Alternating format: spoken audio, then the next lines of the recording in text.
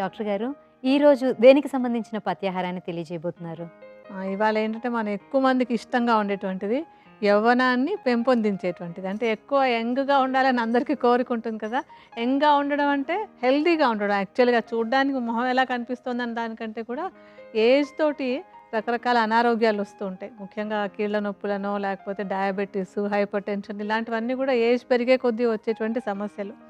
అలాంటి సమస్యలు రాకుండా బాడీ స్ట్రాంగ్‌గా, యంగ్‌గా అనిపించడం దాన్ని యవ్వనం అంటాం.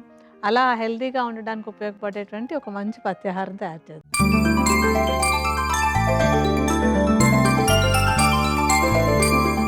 మరి ఈ యవ్వనాన్ని పెంపొందించే పథ్యాహారానికి కావాల్సిన పదార్థాలేంటో చూద్దామా? ఉసిరి రసం, విదారి రసం, చెరుకు రసం, ఆవు పాలు, చక్కెర, తేనె, మేకపాలు, నెయ్యి. మరి యవ్వనాన్ని పెంపొందించే పథ్యాహారానికి కావాల్సిన పదార్థాలేంటో చూసాం కదా! దాని తయారీ విధానం ఏంటో డాక్టర్ గారిని అడిగి తెలుసుకుందాం. డాక్టర్ గారు, దీన్ని ఎలా తయారు చేసుకోవాలంటారు? దీనేంటంటే ఇప్పుడు మనం రకరకాల పదార్థాలు తీసుకున్నాం కదా! వీటన్నింటిని మరిగించి తయారు చేసుకోవాలి గనక మొట్టమొదట స్టవ్ వెలిగించుకుందాం, బాండీ పెడదాం. సో, ఇందులో మనం ఒక్కొక్క పదార్థాన్ని వేసుకుంటూ చెప్పుకుంటూ వెళ్దాం. మొట్టమొదట మనం తీసుకునేటువంటిది ఏంటంటే ఉసిరి రసం. ఉసిరి చక్కటి రసాయనం. ఎప్పుడు కూడా మనం ఏంటంటే యవ్వనాన్ని పెంపొందించడం అన్నా, స్ట్రాంగ్‌గా అవ్వాలన్నా, బాడీకి ఏదైనా ఒక మంచి టానిక్ లాగా అవ్వాలంటే దానిలో రసాయనంగా ఉపయోగపడే పదార్థాలు తీసుకోవాలి. ఉసిరి అనేటువంటిది చాలా చక్కటి రసాయనం. అంటే మంచి టానిక్ అది. ఉసిరిని అంటే మామూలు పచ్చికాయలు దొరికినట్టయితే గనక దంచి రసం తీసుకోవాలి. ఒకవేళ ఉసిరికాయలు దొరకకపోతే ఉసిరి చూర్ణంతోటి ఒక కషాయాన్ని తయారు చేసుకోవాలి. ఉసిరి రసం కానీ, కషాయం కానీ ఒక 100 మిల్లీలీటర్ల పరిమాణంలో మనం ఇందులో వేసుకుందాం ఇప్పుడు.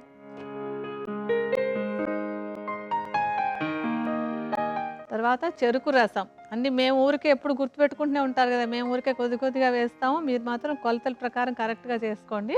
చెరుకు రసం కూడా 100 మిల్లీలీటర్లు. ఇది కూడా ఒక చక్కటి రసాయనం. మనకి న్యాచురల్‌గా శరీరానికి బలాన్ని ఇచ్చేటువంటి తియ్యటి పదార్థం. ఇందులో ఇంకేం ప్రాసెస్ చేయలేదు కదా! న్యాచురల్‌గా ఉండేది ఎప్పుడు కూడా మనకి మేలు చేస్తుంది. చెరుకు రసం కూడా ఒక 100 మిల్లీలీటర్లు వేసుకుందాం.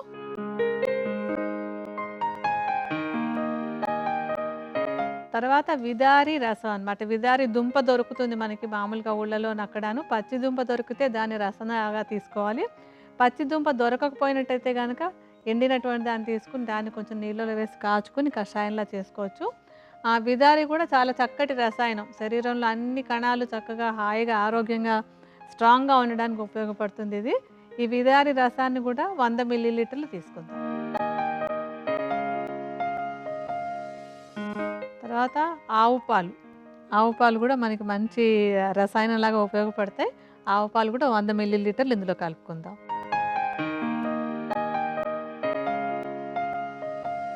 తర్వాత మేకపాలు. మేకపాలు ఆరోగ్యానికి చాలా చాలా మంచివన్నమాట. మనం గాంధీ గారి గురించి కూడా వింటాం కదా! ఎక్కువ మేకపాలే తీసుకునేవారని చెప్పని. చాలా మంచి ఆరోగ్యాన్ని ఇచ్చేటువంటివి. ఈ మేకపాలు కూడా ఒక 100 మిల్లీలీటర్లు కలపాలి ఇందులో. తర్వాత నెయ్యి. నెయ్యి కుదిరితే ఆవు నెయ్యే వేసుకోవాలి యాక్చువల్‌గా ఎప్పుడు కూడాను. దొరకకపోయినట్టయితే మామూలు గేదె నెయ్యి కూడా వాడుకోవచ్చు. నేతిని కూడా 100 గ్రాముల పరిమాణంలో కలుపుకుందాం.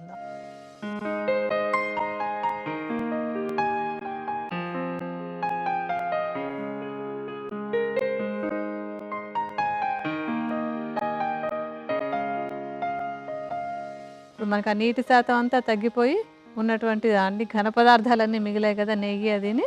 ఇప్పుడు మనం స్టవ్ ఆఫ్ చేసేసుకుందాం. స్టవ్ ఆపేసి అందులో ఒక 100 గ్రాముల చక్కెర కలుపుకుందాం ఇప్పుడు.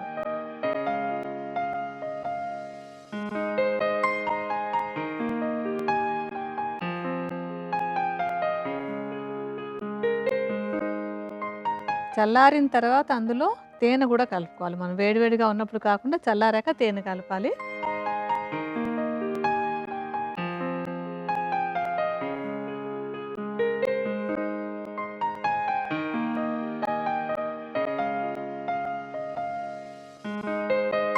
సో, మనం తీసుకున్న పదార్థాలన్నీ వేసాం కాబట్టి మనకి ఇప్పుడు యవ్వనాన్ని పెంపొందించే పథ్యాహారం తయారైపోయినట్టే. రెడీ అయిపోయింది ఇంకా. దాన్ని ఇప్పుడు ఒక బౌల్‌లోకి తీసేసుకుందాం మనం.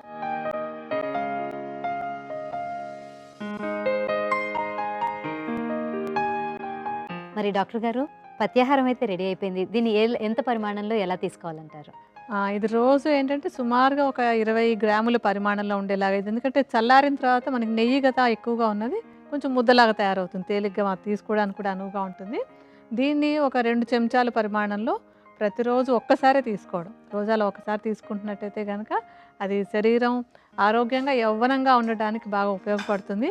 అందులో ఏంటంటే మనం ఈ తయారీలో ఎక్కడ ఏమి ప్రిజర్వేటివ్స్ అవి ఏమి ఉండవు. అంతా సహజంగా చేస్తాం. ఇందులో అంతా ఉన్నటువంటి చక్కటి చెరుకు రసము, పాలు, తేనె, చక్కెర రుచి అంతా బావుంటుంది. నేచురల్‌గా నిలువ ఉంటుంది. పాడైపోదనమాట. ఒకసారి చేసి పెట్టుకుంటే ఒక నెల రోజుల పాటు రోజు దాన్ని ఒక్కొక్క చెంచా లేదంటే వయసుని బట్టి కొంచెం శరీర బరువుని బట్టి 2 చెంచాల పరిమాణంలో తీసుకుంటూ ఉండొచ్చు. ఎలాంటి ప్రిజర్వేటివ్స్ లేకుండా ఆరోగ్యంగా ఉండేటువంటి మంచి పత్యాహారం ఇది.